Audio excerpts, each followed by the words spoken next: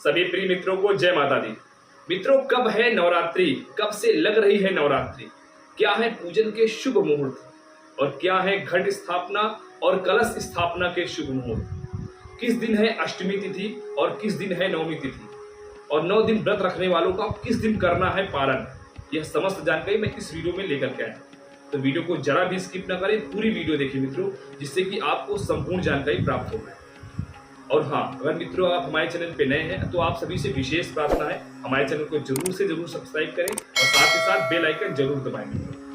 मित्रों, विशेष जानकारी, अगर आपके जीवन में किसी भी प्रकार की कोई समस्या आ रही है तो आप हमारे दिए गए नंबर पे कॉल करके अपॉइंटमेंट बुक करा करके आप मुझसे पर्सनली बात कर सकते हैं और अपने जीवन से जुड़ी सभी समस्याओं का पूर्ण निवारण प्राप्त कर सकते हैं। मित्रों, बात करते हैं नवरात्रि। देखिए, चैत्र पक्ष, जब चैत्र महीना लगता है, शुक्ल पक्ष की प्रतिपदा तिथि से ही नवरात्रि का पर्व प्रारंभ होता है और इसी दिन से हमारा अर्थात हिंदू नववर्ष भी प्रारंभ होता है। तो सभी प्रिय दर्शकों को हिंदू नववर्ष की ढेर सारी शुभकामनाएं, आपके जीवन में ढेर सारा मंगलमय।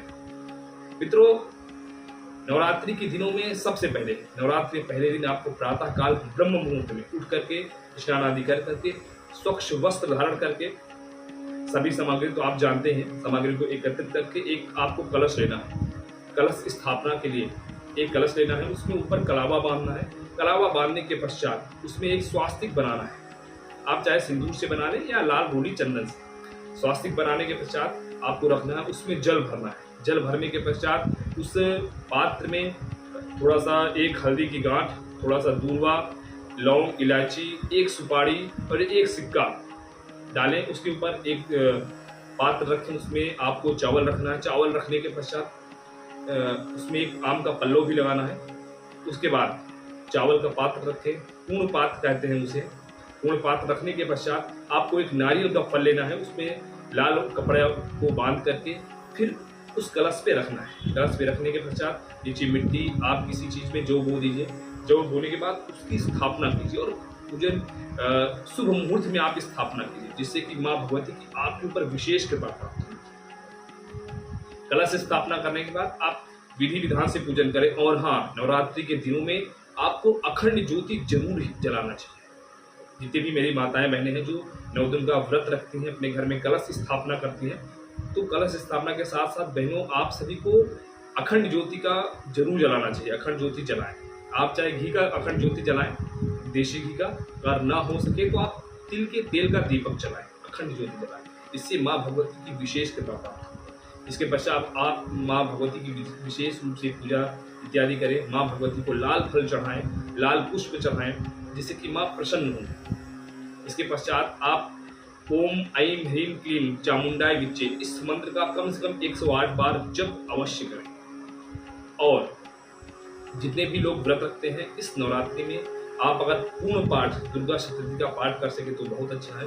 आचार्य के द्वारा करा सके तो और उत्तम है। अगर नहीं करा सकते तो आप अपने घर में खुद ही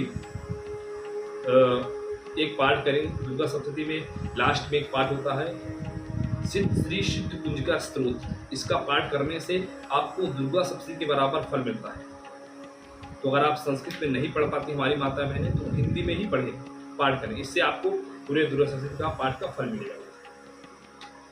मित्रों, आइए बात करते हैं किस दिन से नवरात्रि प्रारंभ हो रही है। मित्रों, नवरात्रि 22 मार्च से प्रारंभ हो रही है। 22 मार्च को बुधवार का दिन है, इसी दिन से नवरात्रि प्रारंभ होगी और इस बार की नवरात्रि पूरे 9 दिन की नवरात्रि है। पूरे 9 दिन आप सभी को माँ का सेवा करने का अवसर प्राप्त हुआ है। तो विधि विधान से और पूरे भक्तिमय से माँ की भक्ति कीजिए, उनका आपके ऊपर कृपा हो, आपके सभी काम बनेंगे।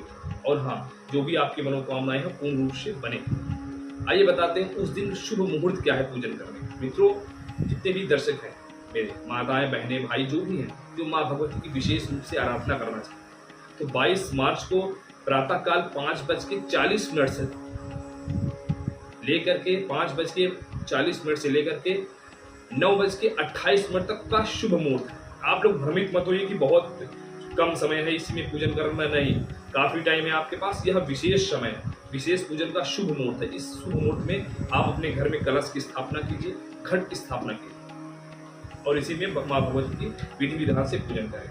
ठीक है, इसके पश्चात आइए बताते हैं अष्टमी तिथि कब है।